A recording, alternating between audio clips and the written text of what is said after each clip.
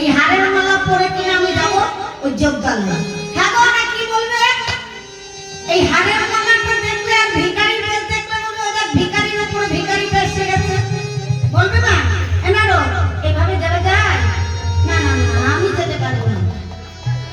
ও মা দাঁড়াও, একটা কথা বলি। আচ্ছা বলো তো মা, ভিখারির পাশে কে থাকে? কেন ভিখারিনী? যোগীর পাশে কে থাকে? যোগিনী। তাই বলি শোনো মা, যদি ভিখারির পাশে ভিখারিনী থাকে, তাই তোমায় বলছি শোনো মা, ও মা সিহি ভিখারি, ও মা তুমি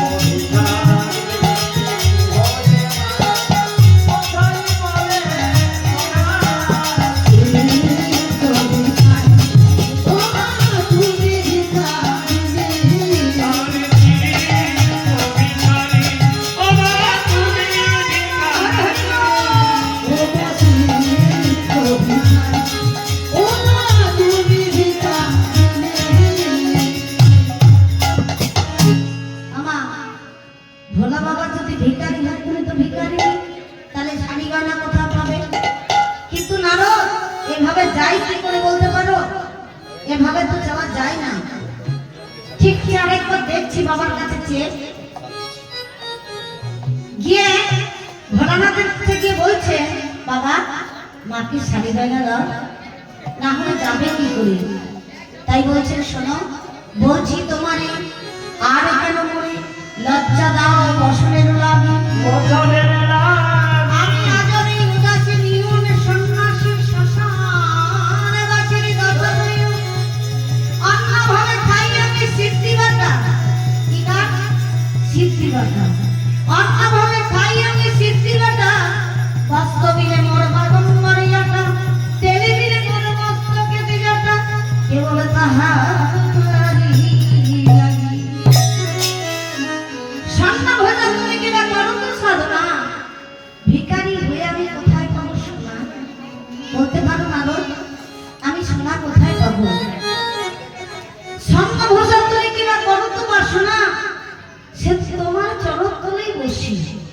মায়ের চরণ তলে বসে আছেন না কে?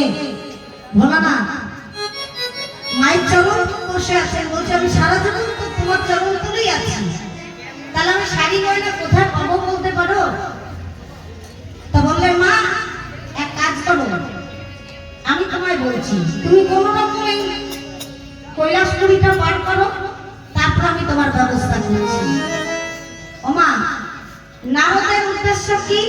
কৈলাসপুরীটা কোন রকম করে পার করে নিয়ে চলে যাবে। যেমন একটি গ্রামে, ছোট্ট একটা দৃষ্টান্ত, এক গ্রামে একজন আর পায়ে কাটা ফুটে যাচ্ছে। এবার পায়ে যখন কাটা ফুটেছে, বউটা চলতে পারছে না। তো বউ যখন চলতে পারছে না, খুঁড়িয়ে খুঁড়িয়ে হাঁটছে। শাশুড়ি মা বলছেন, বৌমা কি হয়েছে? বলেন মা পায়ে বড় ব্যথা, কোনো কাজ করতে পারছি না। কেন?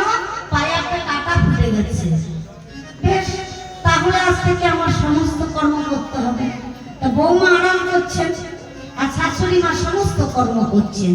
হেন সঙ্গে বাপের বাড়ি থেকে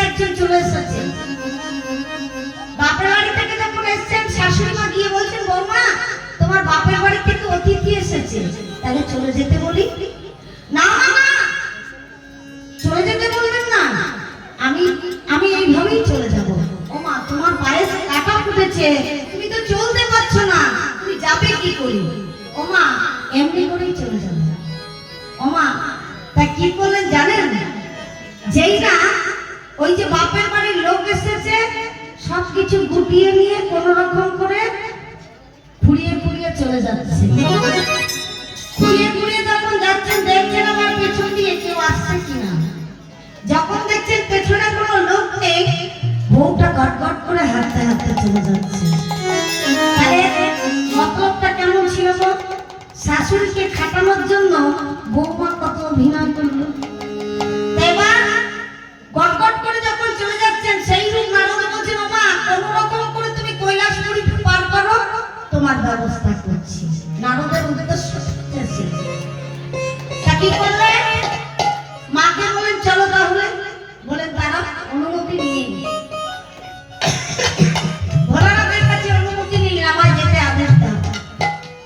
তাহলে এবার আসতে পারি তো বললেন, শোনো নন্দীকে সঙ্গে নিয়ে যাও, কারণ তোমার বিপদ আপদে নন্দীর সঙ্গে যাও।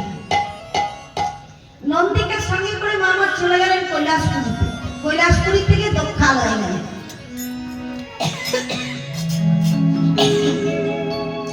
যেই না দক্ষালয়ে গেছে মা, সবাই খুব আনন্দ।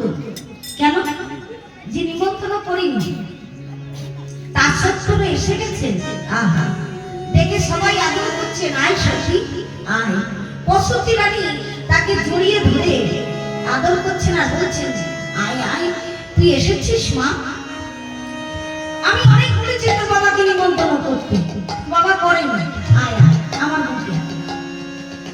সবাই যখন আদর করছেন, হেন সঙ্গে বললেন, মা গো আমি তো আদর নিতে আসি, তাহলে কি করতে এসছো? ওমা, তাহলে নারদ বললেন কি, ওই দক্ষালা থেকে কৈলাসপুরী থেকে বার করেছেন। এদিকে গঙ্গাতে স্নান করতেছিলেন কে? মা কি ভিখারির বেশে গেলেন দক্ষালয়ে? না, কিভাবে গেলেন? গঙ্গাতে স্নান করছিলেন কে গো? কুবের ঘরণী। কুবের ঘরণী কাকে বলে? যার অগাধ ধন। এই কুবেরটা কে ছিলেন? রাবণের দাদা কুবের। সেই কুবের স্বর্ণলঙ্কা, তিনি কিন্তু স্বর্ণলঙ্কা তৈরি করেছিলেন, কিন্তু স্বর্ণলঙ্কা তাকে থাকতে দিলেন না। লঙ্কা থেকে বার করে দিলেন কে? না, রাবণ। এবার সেই কুবেরের ঘরণী দেখছেন মা আমার চলে যাচ্ছেন এলোথেলো বেশে, দেখে নিয়ে বলছেন, মা তুমি কোথায় যাচ্ছ মা? এসো আমার বাড়ি, তোমায় এই রূপ দেখে আমার ভালো লাগছে না, একটু আমার কাছে এসো, আমি তোমায় সাজিয়ে দিই। আমার কুবের তো অনেক ধন, তাই কুবের ডেকে নিয়েছে। কুবেরের স্ত্রী তাকে সাজালেন কি করে? স্বর্ণ অলঙ্কার মায়ের রঙেতে পরালো,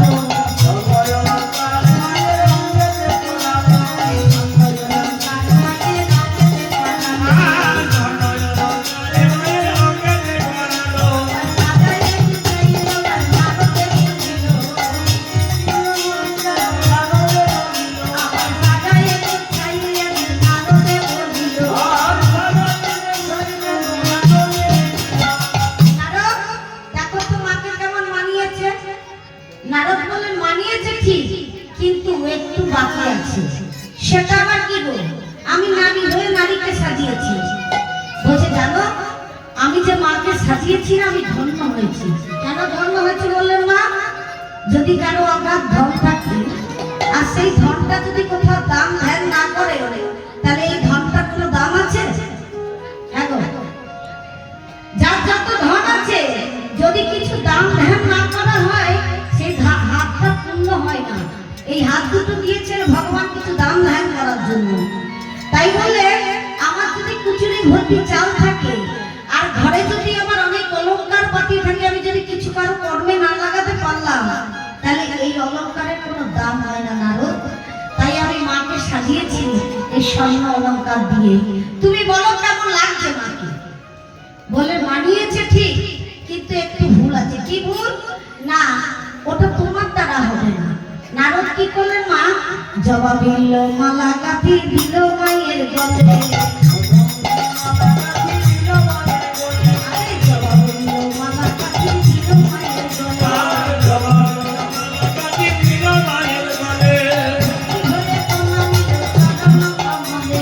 ভক্তি ভরে কন্যা নিল চরণ কমলে, ভক্তি ভরে কন্যা নিল চরণ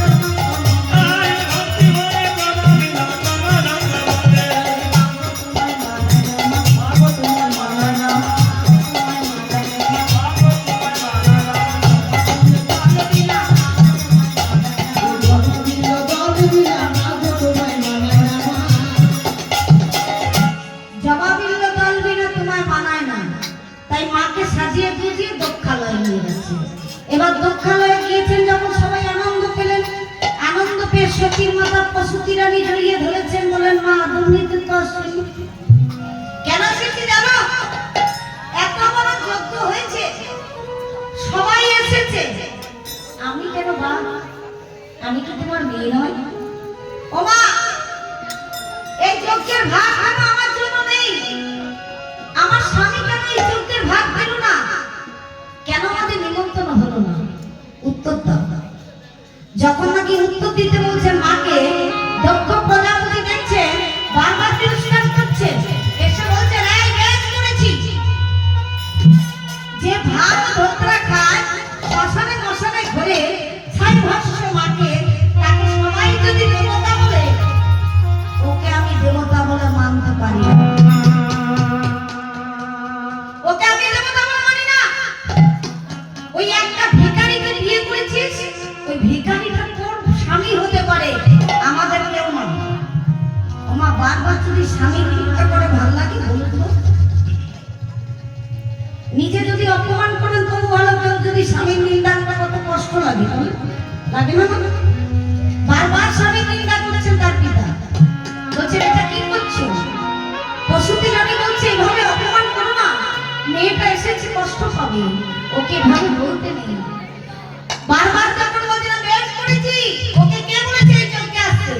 আমি তোকে নিমন্ত্রণই করি না, বিনা নিমন্ত্রণে এখানে এসেছে কেন?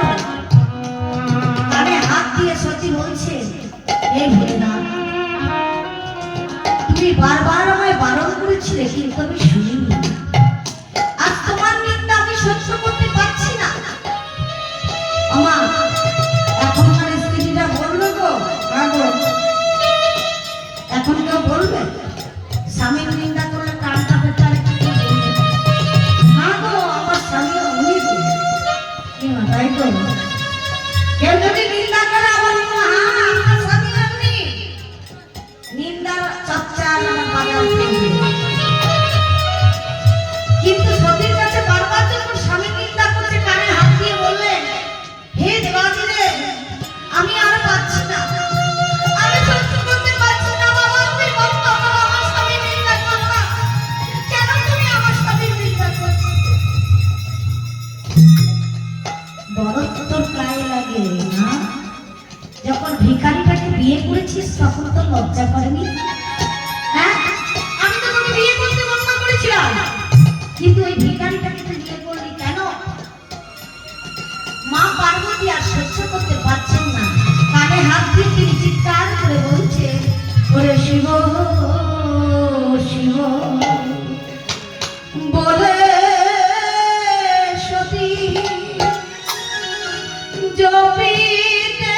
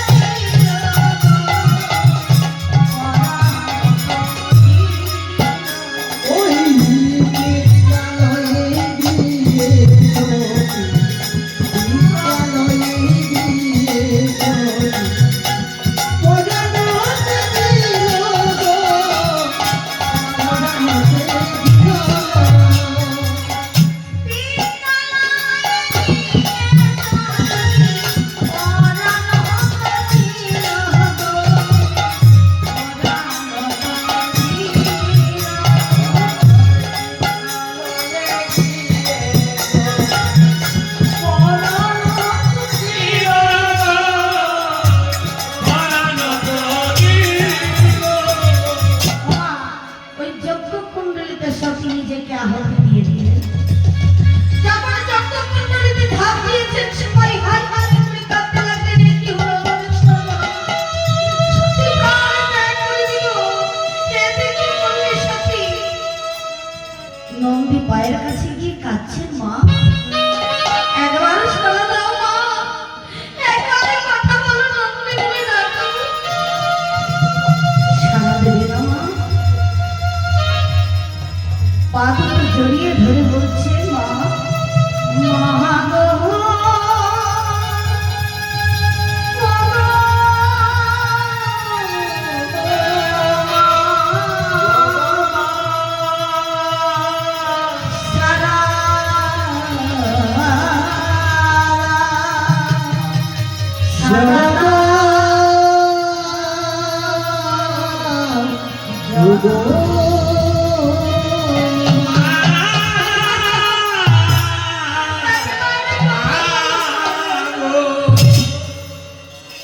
যখন কোনো কথা বলছে নন্দীর চরণ দুটো ধরে কাঁদছে, মা সারা দাও, আমি বাবাকে নিয়ে কি বলবো?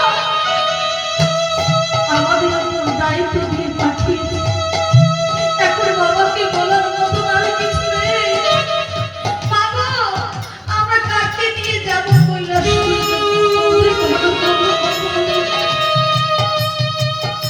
কাঁদতে কাঁদতে নন্দী কৈলাসে চলে গেলেন। কৈলাসে গিয়ে দেখছে ভোলানাথ বললেন, নন্দী তুই একা এসেছিস, তোর মা বুঝি এলো না? বলেন, বাবা তোমায় মেয়েকে আমার করে বলবো বাবা, আমি আমাকে ছেড়ে চলে গেল, আর কোনোদিন ফিরে আসবে না বাবা। কি বললি নন্দী? মা ফিরে আসবে না কেন? তোমার নিন্দা সহ্য করতে না পেরে আমার যজ্ঞকুণ্ডলীতে নিজেকে আহুতি দিয়েছে। নন্দী কি বলছিস, চিন্তা করছিস নন্দী? তোর মা আহুতি দিয়েছে? না না না, এ হতে পারে না। জাগো, তোমরা জাগো, আজ রঙ্গসে যাবে, আর ওই যজ্ঞকুণ্ডলী লণ্ডভণ্ড করে দিতে হবে। ভোলানাথ কোনো ধর্মিক হয়ে কি করলেন, মা ওরে চিড়িয়া মা ছাড়ো জটা ঘুমেতে ফেল, চিড়িয়া মা ছাড়ো জটা ঘুমেতে ফেল, চিড়িয়া মা ছাড়ো জটা ঘুমেতে ফেল, ও চিড়িয়া মা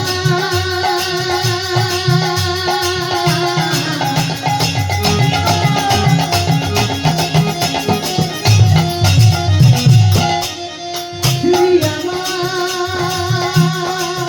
ছাড়ো জটা।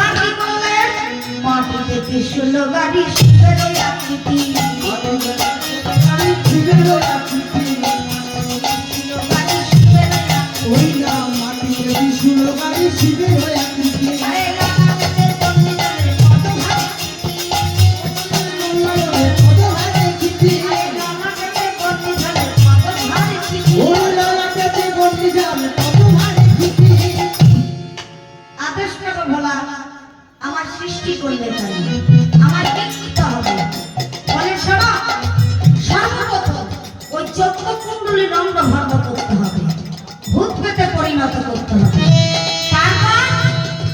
তারপর কি করতে হবে বলে, শোনো, যজ্ঞকুণ্ডলী নিভিয়ে দিতে হবে। আর কি করতে হবে? আর কি করতে হবে বলো বলো? বলেন আর কি করতে হবে জানো? ওই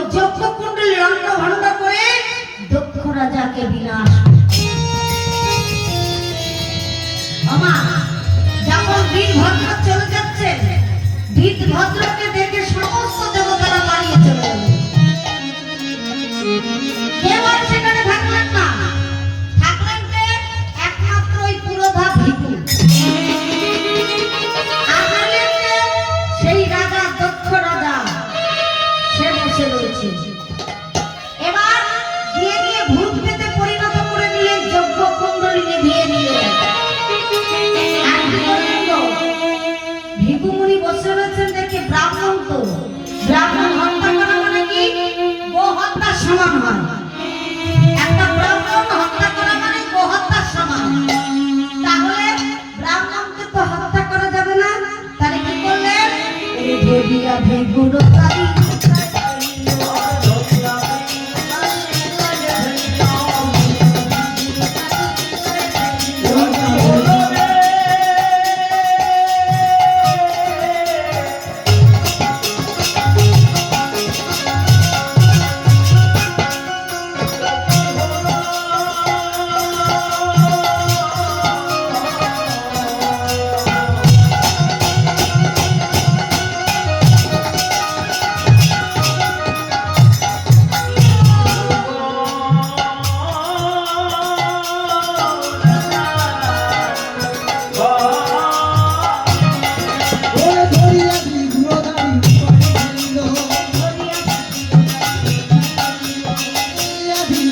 ধরিয়া